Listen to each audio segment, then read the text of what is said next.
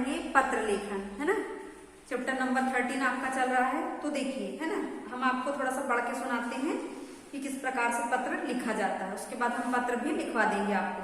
पहले देखिए, पत्र लेखन विचारों के आदान प्रदान का एक सशक्त माध्यम है। पत्र लेखक अपना संदेश, इच्छा तथा आवश्यकता को उपयुक्त व्यक्ति तक पहुंचाता है। पत्र सेतु के समान है। सेतु मतलब पुल, पुल मतलब बांध, है ना। एक जगह से दूसरी जगह हम जाते हैं, जो दूर बैठे व्यक्तियों को एक दूसरे से मिलाने में सहायता करता है। पत्र एक प्रकार से अर्ध मिलन है, आधा मिलन हो जाता है पत्र में, है ना।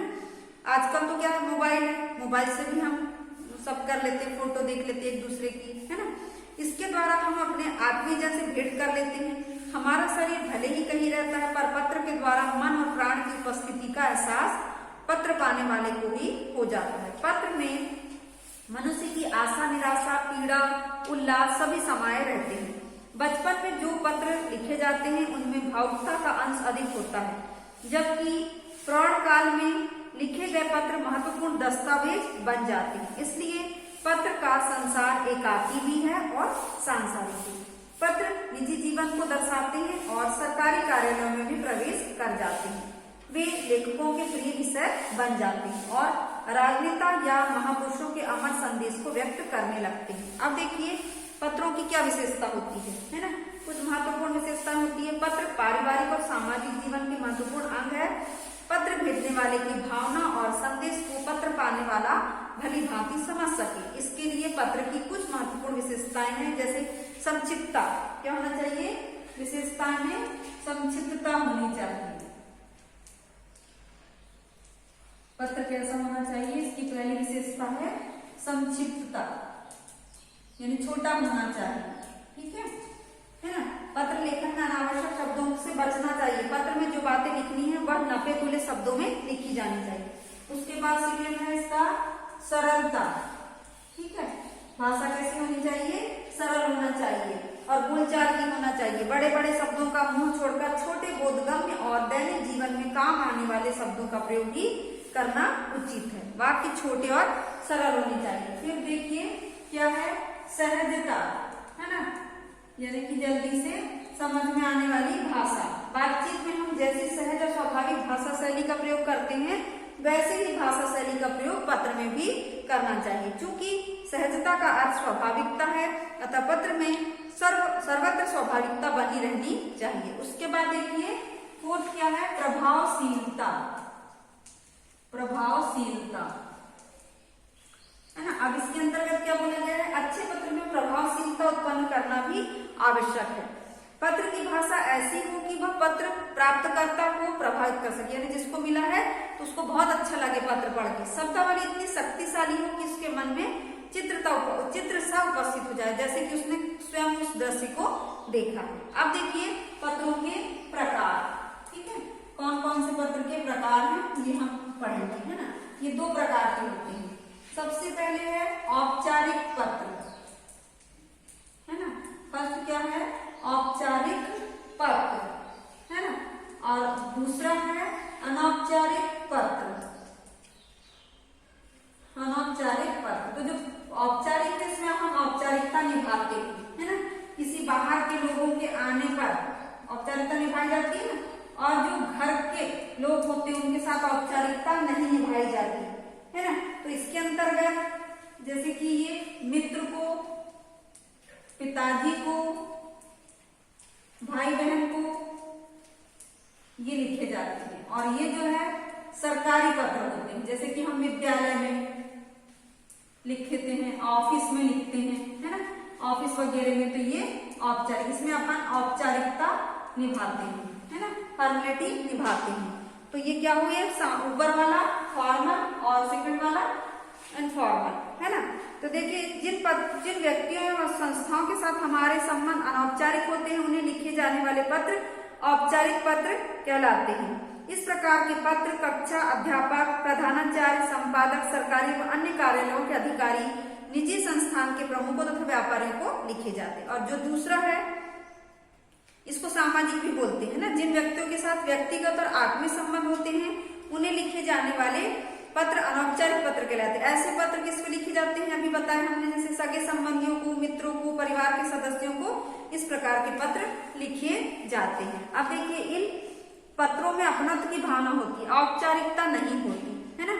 मन के भाव और विचार निसंकोच लिखे जाते हैं। सामाजिक पत्र भी अनौपचारिक पत्रों की श्रेणी में आते हैं, है ना। जैसे कि जन्मोत्सव, जन्मदिन की बधाई, विवाह उत्सव, गृह प्रवेश आदि के लिए ये सामाजिक पत्र भी कहलाते हैं, जो कि हम अपने सगे संबंधियों को लिखते हैं। अनौपचारिक पत्र लेखन के निर्देश कैसे हैं? सबसे पहले पत्र में ऊपर बाईं ओर सेवा में लिखना चाहिए, है ना। वो हम आपको पहले भी बता चुके हैं, है ना। तो इसको एक बार और आपको समझना है।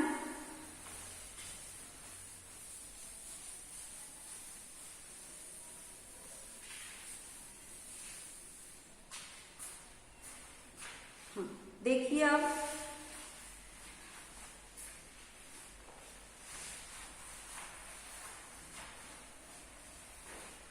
जैसे कि हम कोई सरकारी या 3 दिन की छुट्टी के लिए ही लिख रहे हैं, तो हम सबसे पहले मान लो ये माध्यम लाइन है, सेवा में कॉमा श्रीमान प्राचार्य महोदय, प्रधानाध्यापक नहीं लिखना है ना।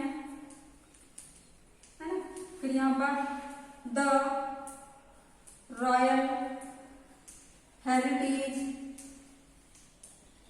इंग्लिश स्कूल,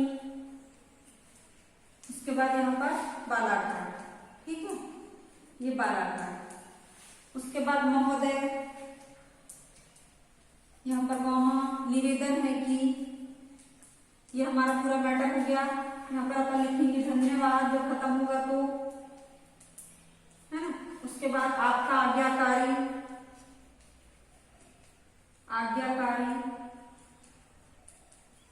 शिष्य या शिष्या, है ना। यहाँ पर अपना नाम नहीं लिखना है, यहाँ पर अपने को एग्जाम में रोल नंबर लिखना है, ठीक। और अगर कक्षा है तो कक्षा लिखना है यहाँ पर, और इस तरह अपने को क्या करना है, दिनांक डालना है। ये हो गया आपका औपचारिक पत्र, जिसमें फॉर्मेलिटी निभाई जाती है। देखिए इसमें लिखा है, पत्र में ऊपर बाईं ओर सेवा में लिखना चाहिए। अगली पंक्ति में जिसे पत्र लिखा जाता है उसका पद नाम, संपादक, प्रधानाचार्य, प्रबंधक, स्वास्थ्य अधिकारी। फिर पद के बाद उसके कार्य, समाचार पत्र, संस्थान आदि का नाम, ये हो गया। फिर माननीय महोदय, ये हो गया, है ना। फिर अगले ये 2 अनुच्छेद हो गए, मान लो छोटा है तो 1 अनुच्छेद होगा, दूसरा होगा तो 2। फिर अंत में धन्यवाद, है ना। फिर यहाँ पर भौतिक आपका आज्ञाकारी, इसके बाद यहाँ पर दिनांक लिखिए। तो ये हो गया आपका औपचारिक पत्र। अब उसके बाद देखिए अनौपचारिक पत्र क्या होते हैं। सबसे पहले पत्र लिखने वाले का पता, अब इसको भी हम आपको समझा देते हैं, ठीक है।